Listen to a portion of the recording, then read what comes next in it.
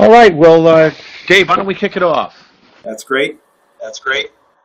So let me introduce myself. My name is Greg Mooney. I'm the Senior Vice President of Marketing for Treasurer's Briefcase, and we are pleased to present yet another Treasurer's Briefcase Fall Webinar event of 8 webinars scheduled for this fall, and they'll provide both current and prospective users of Treasurer's Briefcase with simple and straightforward review of key topics that nonprofit treasurers need to know.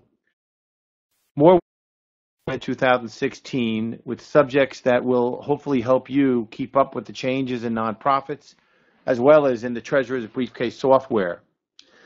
Just a reminder, all webinars are recorded. If you or someone else wants to come and look back at this one or previously hosted webinars, you can get and find everything there. Another note, all of the examples that you'll see Dave, our presenter tonight, use, they're not scripted. Dave is actually in the software now in a example account that we have set up, and he's working the same way that you should or could with the knowledge that Dave's sharing tonight.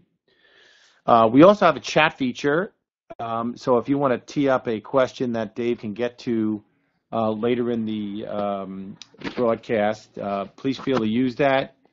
And I just used it right there. It's very simple. You can just hit chat and type in your note and put your note message there.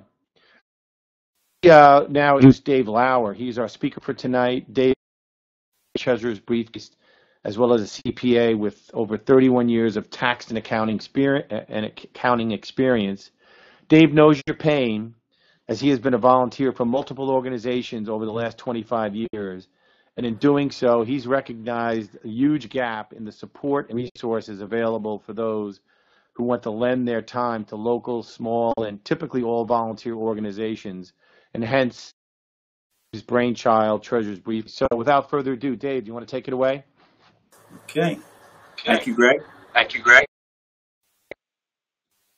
The first and foremost, I know some of you may want to get to the baseball game, so I'm going to do my best to keep this webinar right around 45 minutes, including questions. We should have no problem with that, but and that should give you plenty of time to get to the game and watch another 14-inning nightmare. So we'll keep it moving. As Greg mentioned, there are previous webinars on the website, so feel free to look at those webinars because we may touch on a subject very quickly tonight, and it may not be totally explained, but one of those webinars should explain in detail whatever issue I go through too quickly.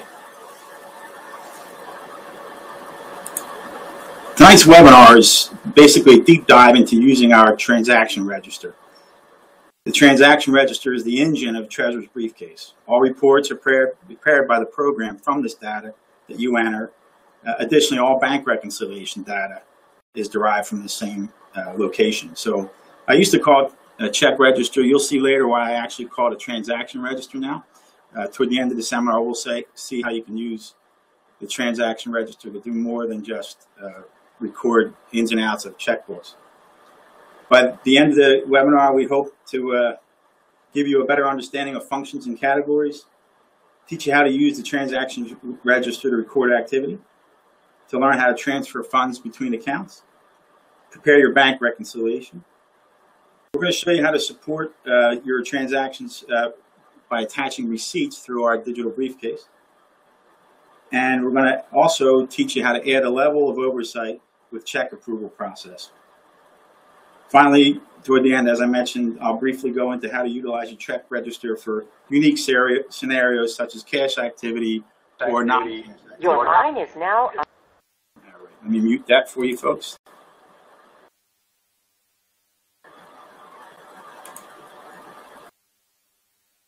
And then finally, toward the end, we'll give you an opportunity to ask some questions, as Greg mentioned. To help readers of tax returns and financial statements determine whether an organization is, in fact, fulfilling their mission, nonprofits report activity by what's called function, or what we call buckets. And those buckets are, or functions are, the program function, the fundraising function, and the administrative function. You'll see later we break it out a little bit more detail under fundraising. You'll see contribution, gifts, and grants, and you'll also see investment income broken out. So in recording all of your activities, step one becomes really determining whether the activity is for a program, for fundraising, or for the administrative function. In the previous webinar, we went into a pretty good detail on defining what a program and fundraising and administrative is.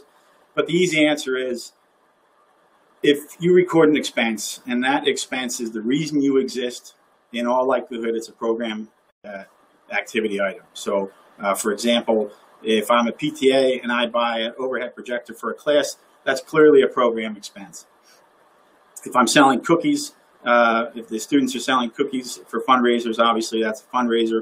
And administrative is just that. It's your typical postage and office supplies that we run into from time to time in the small nonprofits. Keep in mind, when you completed your request for tax-exempt status or agreed to follow the rules of your group exemption holder, you told the IRS, this is who we are, this is who or what we support, and here's how we will do it. So you've given them a ton of detail with your Form 1023, explaining who you are, how you're going to spend the money, how you're going to raise the money, and what your cause is, in effect. Reporting activity this way, breaking it down by function, enables the IRS and donors, quite honestly, to determine if an appropriate amount of expenditure is being directed to your activities, the activities that further your entity's tax-exempt purpose. In effect, ultimately, in reality, your tax return or financial statement becomes a report card. They're going to grade how well you fulfill your mission by looking at your tax return.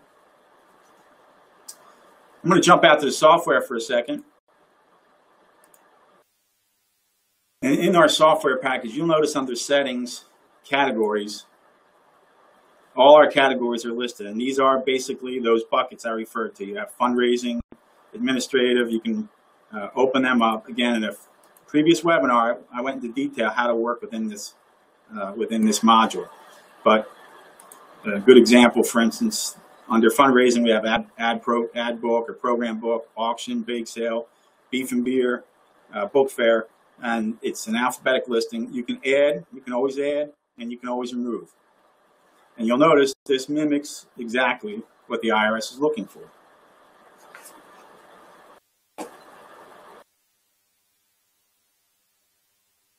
So now you understand categories and what the IRS is looking for. We have to, and the fact that we've set the program up to mimic the IRS's request.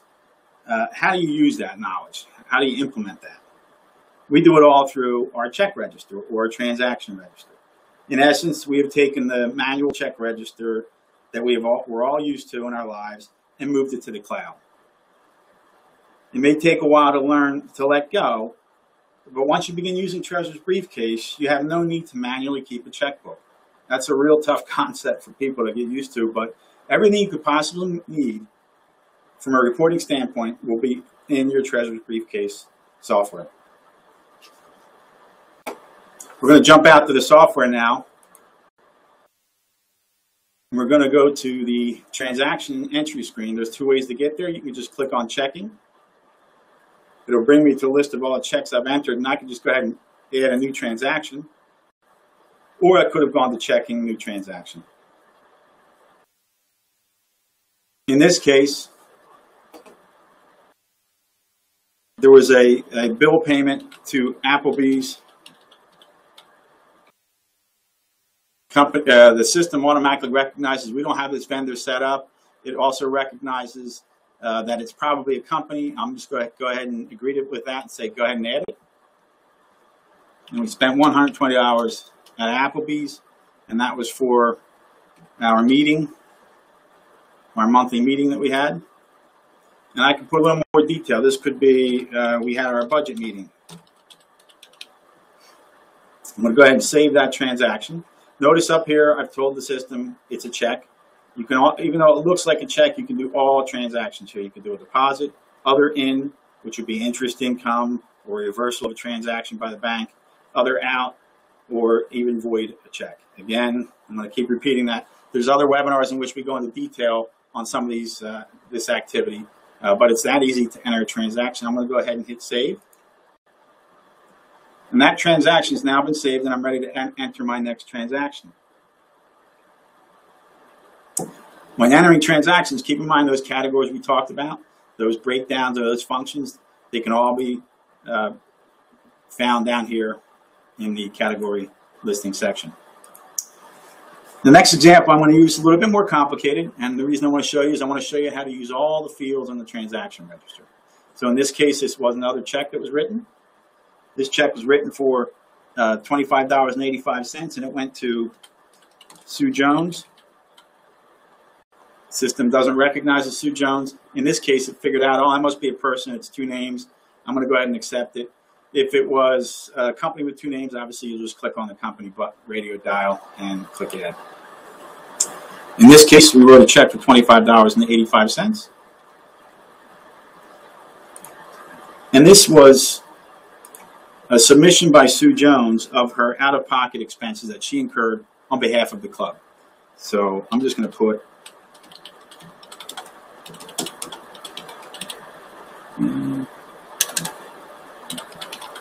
President's out-of-pocket expenses.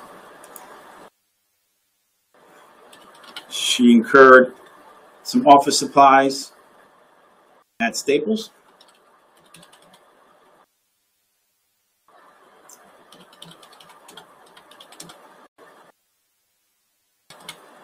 I can put whatever memo I want. And in this case, she only spent $9.95. The system now recognized I put in $25.85. I only showed so far transactions totaling $9.95. It's letting me know I'm short. So I can go ahead and split that transaction and allocate it to other categories if I wish. Sue went to a meeting and incurred tolls on the New Jersey Turnpike.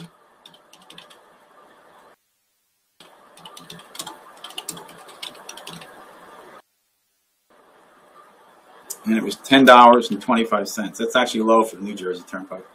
$5.65 is left.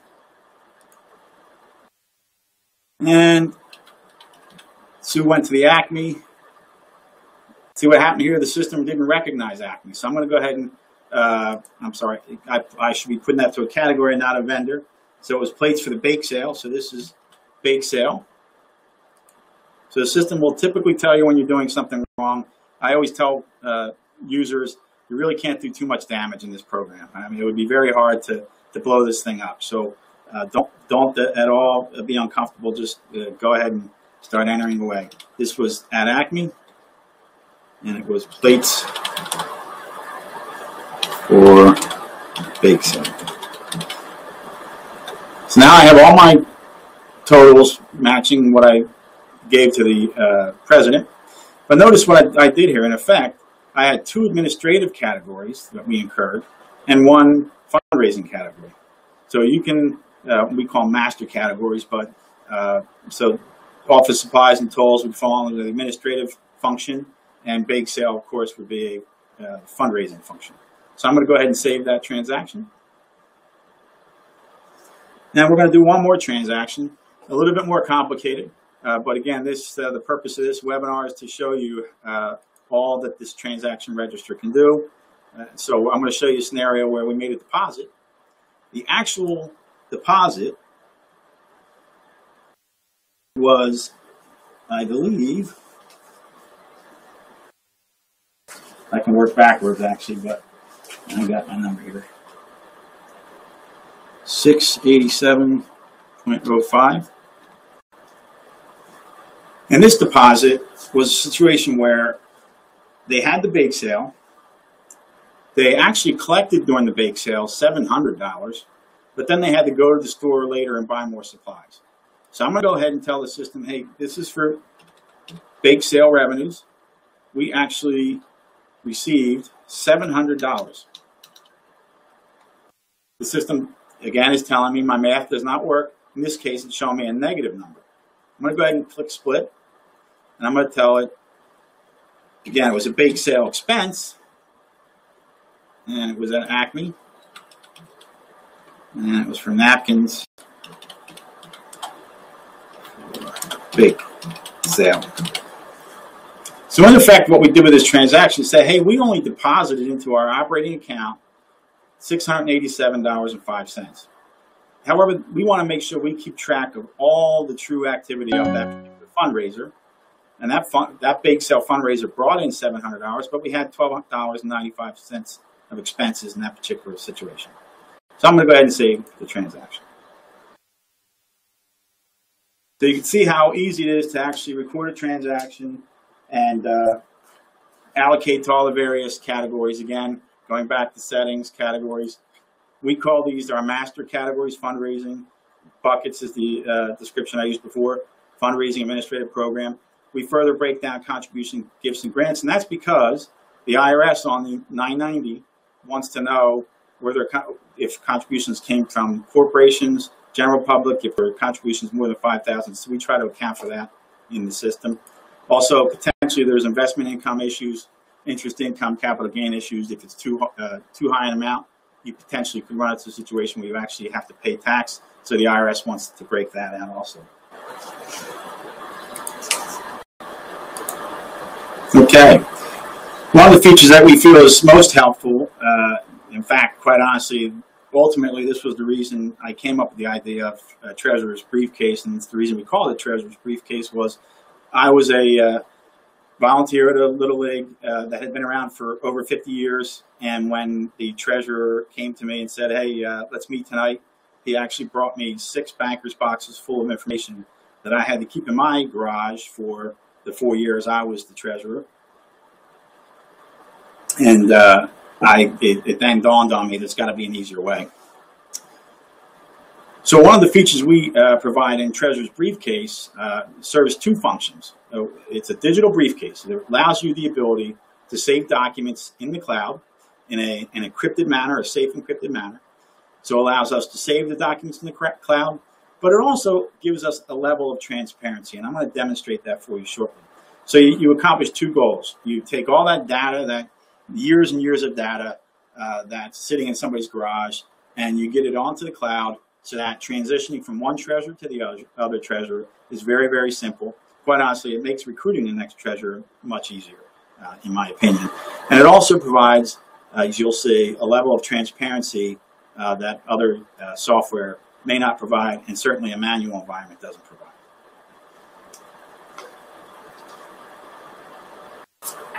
Okay, so we're going to go back out to the software for a second. And we're going to go into our briefcase function. Now, I've been in the software for a while now. When you first enter the software, when you click on the word briefcase or the icon briefcase, you're going to get a request for a PIN number. And everybody's provided that PIN number. The reason we provide that PIN number is just in case some stranger somehow gets a hold of your credentials, they won't be able to look at your documents because they won't have the PIN. In this case, I already entered into the program, so I'd already put the PIN in. But you'll notice the briefcase is set up with folders or files. So one of the things you can do in the software is you can add folders. So I'm going to add a folder called Receipts. And now I have a folder labeled Receipts. I'm in my Receipts folder. I'm going to go back out to My Documents. And earlier, I'm going to show you how I did this.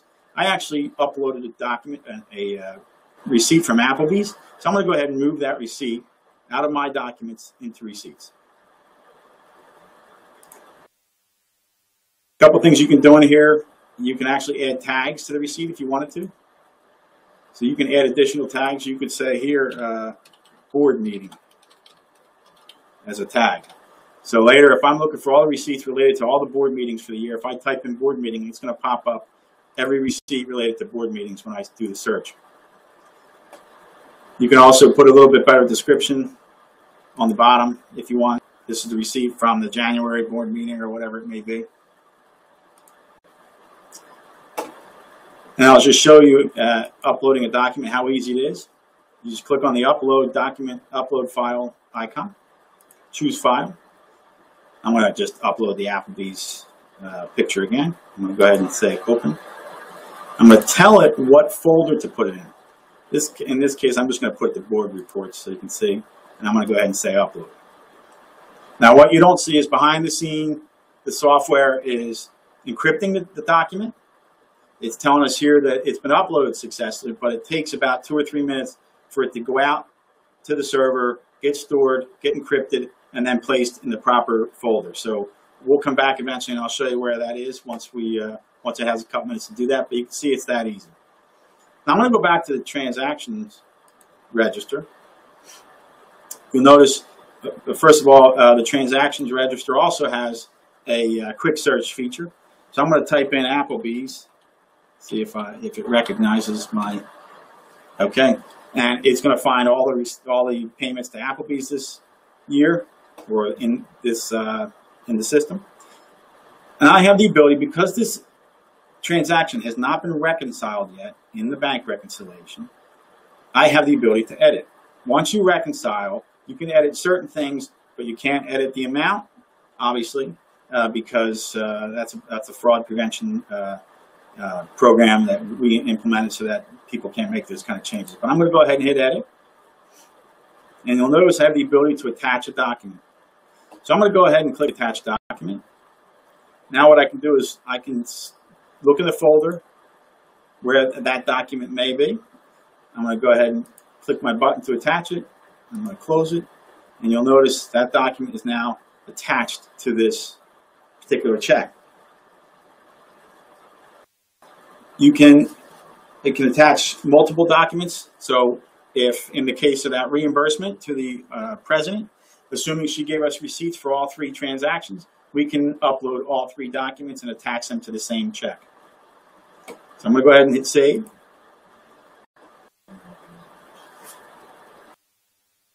And what I'm going to do is go back to the briefcase for a second.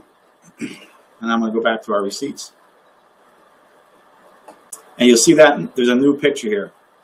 We now have a cross-reference, so you can say, oh, that Applebee's, what was that receipt all about? You can actually quickly find what transaction that was related to by clicking on that icon. It'll bring you back to the transaction. So that's a pretty cool, user-friendly feature. We thought that some people had recommended. We thought it was a good idea, so we implemented it. And that brings up the point. We always encourage people, users, don't be afraid to ask for help and click your contact us, and you can send us a note. If you want to send a suggestion, we encourage it. We are constantly updating the software and improving it, adding new features. A new release will be coming out probably in a month and a half that has some really sharp new features. So keep the ideas coming. Okay, so you've now recorded the month's activity. You've entered all the activity to proper categories, and now your bank statement has arrived. Whether or not you do bank reconciliations in your personal life, it really is a must for your nonprofit organization. Number one, it's how we ensure accuracy of your reports. And also, it's the #1 method to find fraud or embezzlement issues. So anytime you get involved with a nonprofit and they say, oh, we don't do bank recs, you need to ask a lot of important questions, because this is how you'll find what we call errors, irregularities, and defalcations. So it's an easy task to do once you know how to do it, and it really should be done every month. As a reminder, the process is essentially your ending bank balance per your bank statement, plus outstanding deposits, minus outstanding checks, should equal my checkbook balance or my register balance in the computer. I'm going to quickly go to Treasurer's Briefcase again. I'm going to show you how we make it simple, fast, and easy. So I'm going to go ahead and go into my reconciliation function. And you'll see it asks you to fill out a couple of fields. Basically what it's asking you to fill out is you're going to take your bank statement, and you're going to take your total deposits, your total withdrawals, and your ending balance, and add it to your information. So that's a pretty easy step to do. I now have our sample or bank statement here. I'm looking at the bank statement. There was $1,978.05 deposits. There was $1,446.85 of disbursements, and our ending balance. This is a very successful organization. Is 177,647.51, and it's for the month ended September. I'm going to click continue. Oh, I'm off by $30. So it's telling me my math's not working. Now, what your job is to do is go to your bank statement and see where you messed up. So I just wanted to show you how the computer is constantly checking your work, so you know you can never really make any tremendous errors in the software.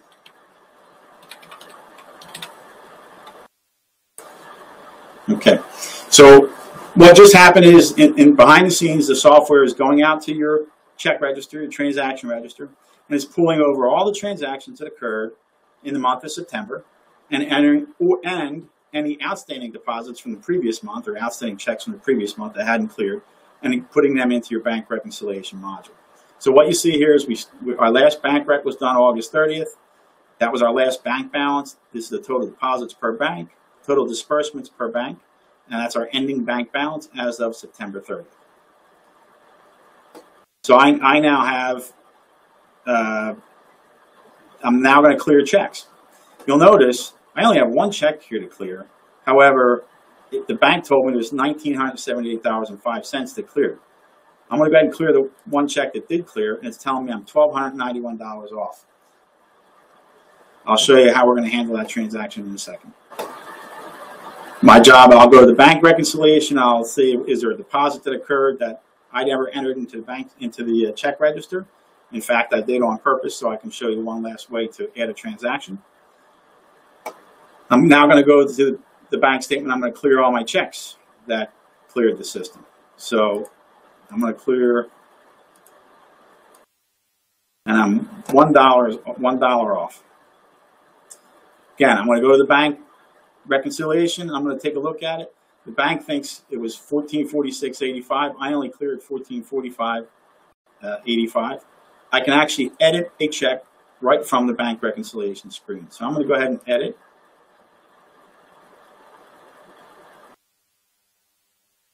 And that check actually was not $100. It was $101. Notice they automatically changed it down here. I'm going to hit save.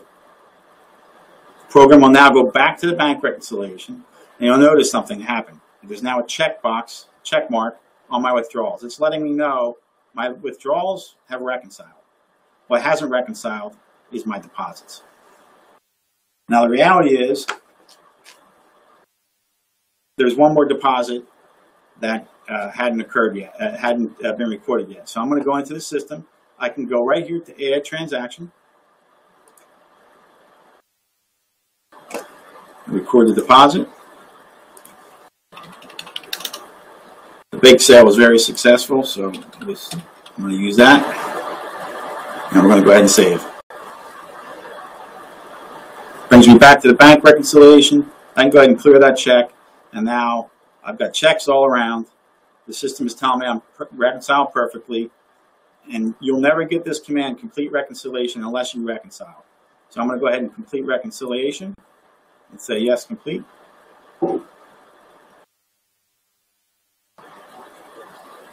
Behind the scene, what you didn't see is that the system actually printed a copy of your bank reconciliation to your briefcase. If I wanted to, I could just click here and look at that document, but you'll also notice it's in the briefcase. I'm just going to click here just so you can see. I'm going to open that document. And there's our bank reconciliation. We only have one outstanding check at this point, no outstanding deposits. Our checkbook balance as of 10/28 is $177,267.51. If I also went to Briefcase, it may not be there yet because it does take some time, but you'll see reconciliations, previous reconciliations I've done are actually in here. And this is where they get stored. It knows to automatically put it to the reconciliation screen.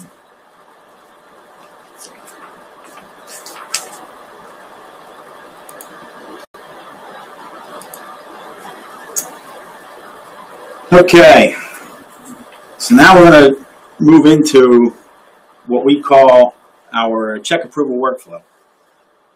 Losses due to fraudulent activities are really troublesome in the nonprofit sector because they directly reduce resources available for your mission. So if you're a small booster club and you've been raising money to outfit the children with new uniforms and fraud occurs, the only people who get hurt in that process are the children.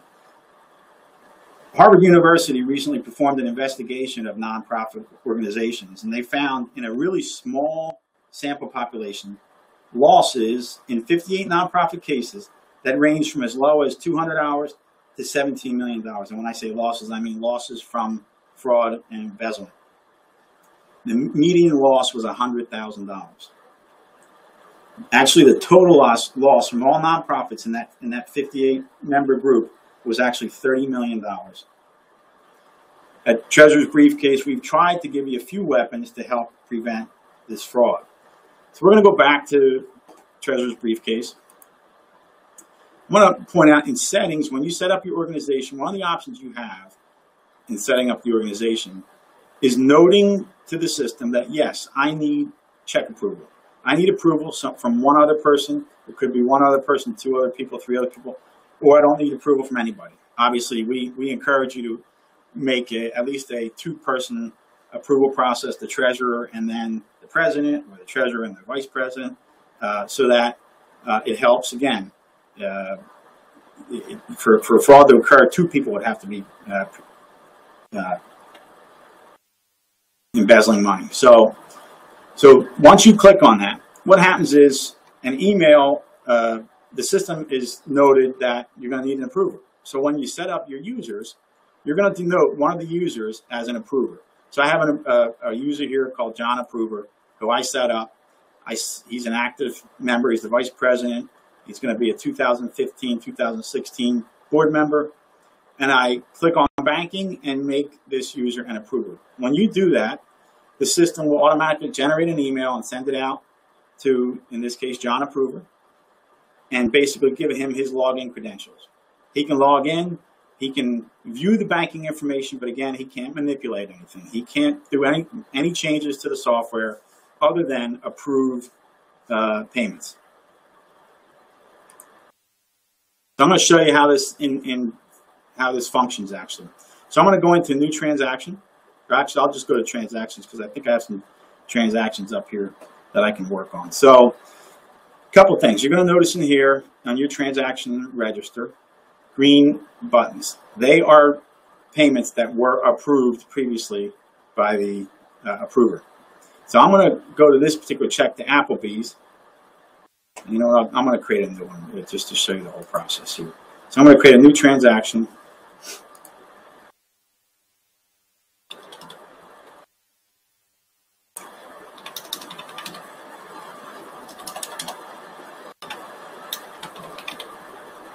Staples for $350. It's for office supplies. Now, of course, if I had a copy of the receipt, I can attach it to this. And really, in a good controlled environment, you should do that. I'm going to save it first, just to show you. I can go ahead and save this. Oops, I messed up my date. Sorry.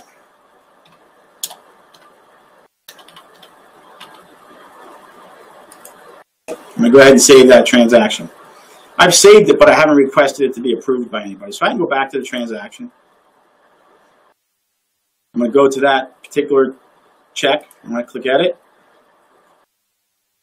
I'm now back in that check. Again, if I had a document to attach, I could go ahead and attach a document. In this case, I'm going to click Print. Now, really, print doesn't necessarily mean print. It should say print/approve. We're going to, in the next release, it'll say that. And I'm going to ask for approval. What I didn't mention at the beginning of this, we also have a check printing functionality with the software. So you have the ability to actually print checks from the software if you want. We're going to show that in a future webinar.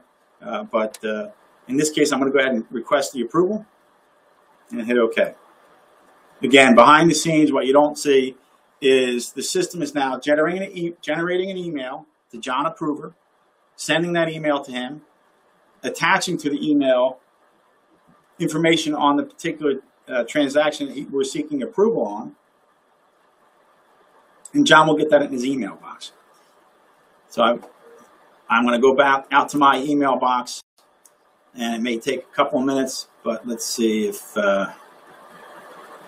it's going to. I'll give it a couple. I'll refresh this and see. Okay. So you'll notice what happened is I just got a check approval request via email. This is technically John Approver's email. It's saying, hey, there's a bill to Staples for $350 that needs approval. John can click on the approval process, and the approval comes up. John can mark it for approval, and he's done. And say approve, I'll select the check. If there were multiple checks there, he could, and he's going to approve all of them, he could select them all and approve them all. Now, there's a good chance I got knocked out of Treasurer's Briefcase. Oh, let's see. Let's see if I... Yeah, okay. I should have been knocked out because, in effect, it was opening two versions of Treasurer's Briefcase at the same time behind the scenes. I'm going to go ahead and log back in. I'm going to go back to the transaction screen. And you'll see that Staples has now been approved. If this is waiting for approval, you'll see a little yellow icon here instead. And that will just signify that the check has not been approved to be printed and processed yet. The beauty of this, the president, who may have no check signing authority at all, may have relinquished it to the vice president and the treasurer, will have their own user rights. They can log in and they can look at a situation. Now, let's assume Applebee's was approved and printed. They could look at it, say, oh, yes, it was approved. And you know what? There is an attachment. Let me go ahead and look at that check. Let me confirm. Now, oh, I'm logged in. So it's locked me out because I'm not logged in as I'm logged in as a different user right now. But the transparency is there. You'll be able to see receipts. You'll be able to see they were approved. It's a great, great tool. Kind of our mantra is you should always have at least two people involved, and the only way fraud will occur is if there's collusion. So if you're counting cash or writing checks or doing bank recs, the person who's writing checks and signing the checks should be different than the person who's doing the bank reconciliation. Always try to separate duties as much as you can. I recognize it's a volunteer environment. It's very difficult to do. Okay. The last thing we're going to do is show you,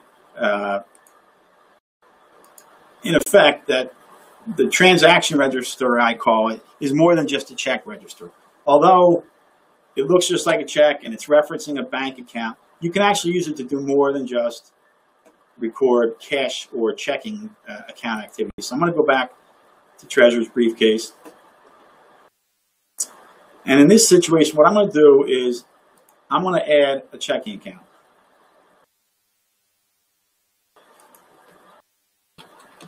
I'm sorry. I'm going to add a checking account, but it's not really going to be a checking account.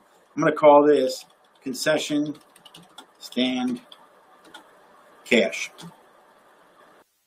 Most booster clubs are involved with some form of concession stands, right? So I'm just going to label this cash. There's no account number, obviously. And I'm going to just say the starting balance for this account. We always keep $300 in the cash drawer in the concession for the football team. So now I have, if I went to new transaction, you'll see I have our typical booster club account, and then we have this cash account. So think of this now not as a checking account, but think of it as what's occurring in the drawer of the concession stand.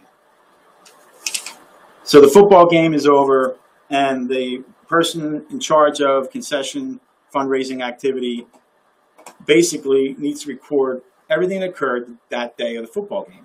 So they're actually going to go into the software. They're going to either they're giving the information to the treasurer, or they're doing it themselves if they have administrative authority. They're going to enter into the concession stand cash account, and in this case, we're going to tell the system we actually brought in for the day on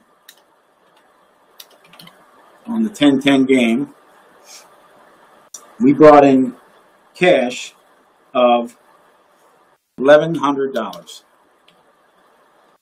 And that cash came in from gate fees.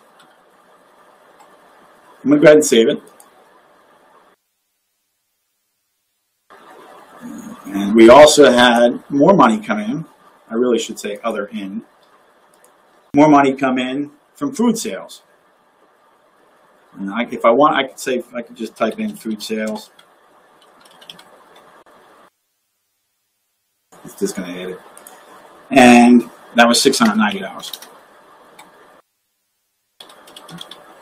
Those concession sales. Let's see.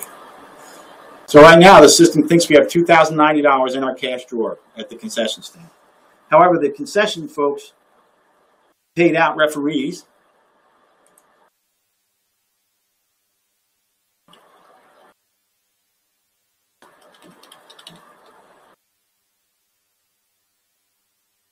and the referees got $170. I'm recording this as an other out. Now you notice it's not recognized referee, so I'm going to go ahead and click add. I'm going to add referees. Check my spelling on that, folks. And that's fundraising. Oops. I'm going to show you something later. That really is not a fundraising activity. That's a program expense. We're going to go ahead and save that. Now, if I went to my transaction register for the cash account, you'll see the cash that came in, the cash that went out, and there's $1,920 in the cash drawer. At the end of the evening, the person in charge of the concession stand in the drop box at the bank deposits $1,620 of cash into the operating account. I'm going to show you how easy that is to do in our system. So we're just going to go down to transfer funds. I'll just use 1028. We're going to transfer from the concession stand to the regular operating account, $1,620.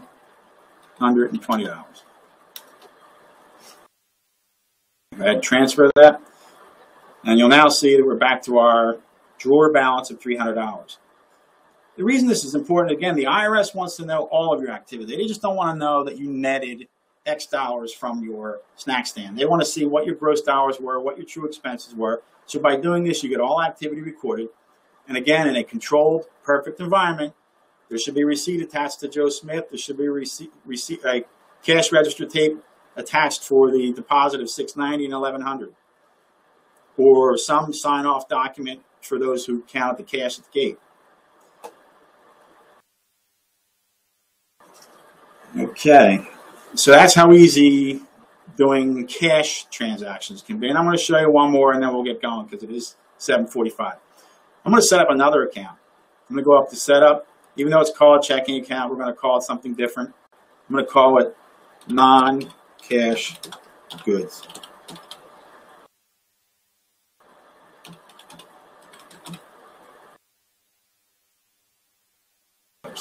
Once a starting balance, let's see. Okay, so I have zero starting balance. Now, let's make the assumption that the local Staples comes to us and says, we'd like to donate $500 of paper to your organization to use for your flyers for your football game.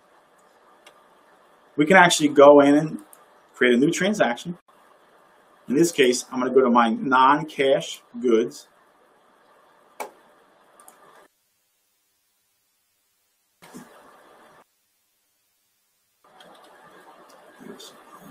I'm going to record that. Oops, let me get rid of that first. I'm going to record that as another in.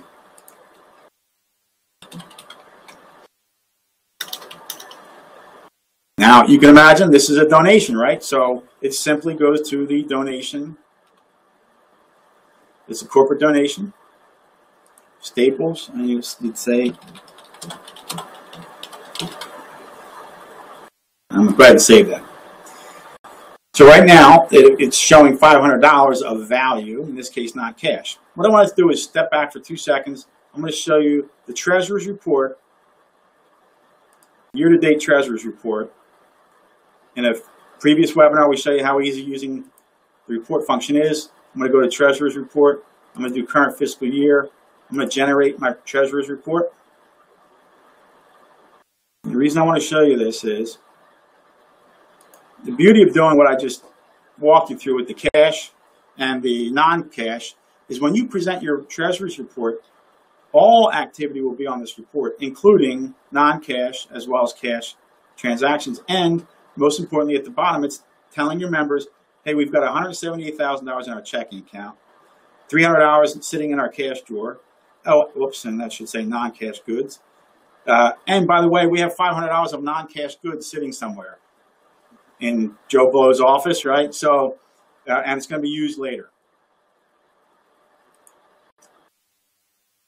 So last item I'm going to show you is we're going to work within that non-cash item. Let's say now you actually, we're in the non-cash section, you actually use that paper for one of your functions. So I'm going to record an other out. And we don't need to show any, I don't think it's going to beep at me on a vendor. And we're going to say we used $500. We used all the paper for the ad book or program book. Now, it may ask me to put a vendor. No, good. So in effect, now it's saying we're back to zero. But if I went back to that treasurer's report, or maybe even a better thing to show you is, I'm going to show you the category detail report for the current fiscal year. Generate.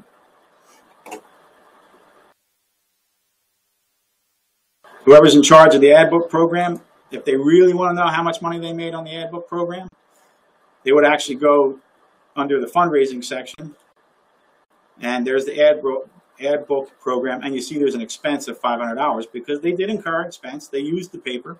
So again, this is to make the IRS happy. The IRS wants to know, did somebody donate to you, and how did you use it? Because they want to see if you're supporting your organization properly. Okay, so we went through a lot, I know. I apologize, I went a little bit over.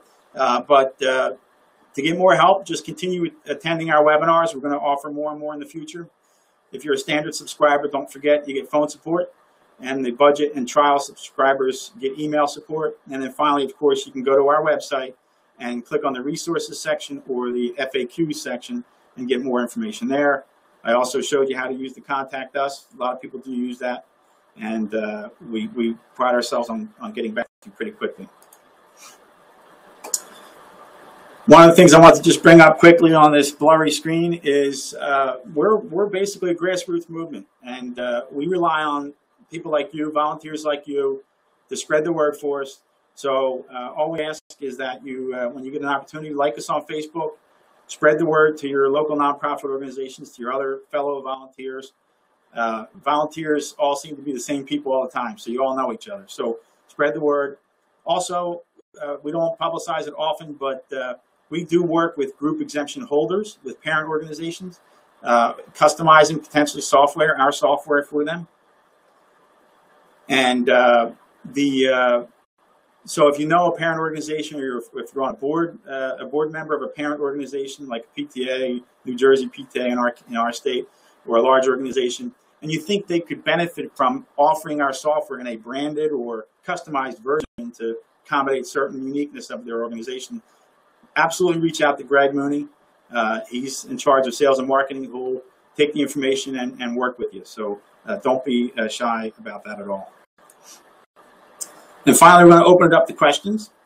I did see a couple of questions came up. One question that came up was, how do you get to the recorded sessions? It's pretty easy. If you, in the Treasurer's Briefcase homepage, you'll see on the main screen, sometimes they're hard to see, but these little rolling information buttons, just view webinar dates, and you can click on view, and that'll bring you to the recorded message. They're also on YouTube, but this will bring you right to the YouTube link.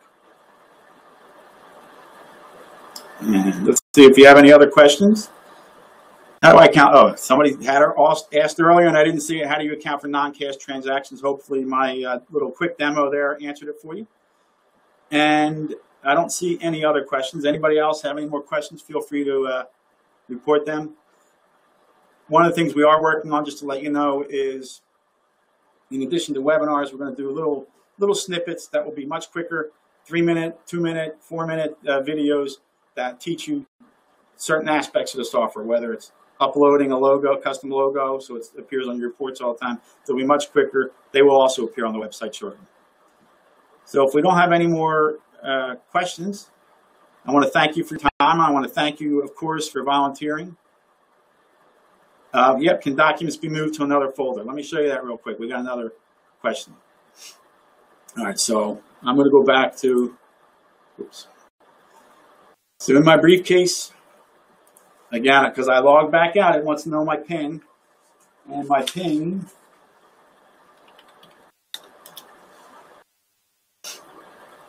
so what I can do is I can click on receipts, and I have a receipt here in in my receipts bin. If I wanted to, I can move it from receipts. I can remove it to my documents. So it's just a very easy drag and drop environment for everything you do. One thing people get confused on, you can't add a folder until you're ready to add a document to it. If you add a folder right now and then leave the system, that folder is not going to appear unless you've put a document in it. Once you remove all documents from a folder, that folder will disappear. Regarding that question, one helpful hint, I would always create a folder called permanent folder, and you should keep your 501c3 exemption letter from the IRS, your tax determination letter from the IRS should always be there. Your CP 575, which is the federal ID number assignment, and any other long-term documents that you just never want to lose. And I don't see any more questions. I'm going to let you guys go cheer on your favorite team, and hopefully it'll be a quicker game tonight. So thanks for attending, and again, thanks for all your work as a volunteer. Thank you.